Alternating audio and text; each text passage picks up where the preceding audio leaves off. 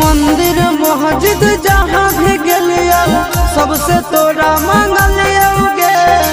तोरा हम हंसलियो हरदम अपने भले कानलियोगे।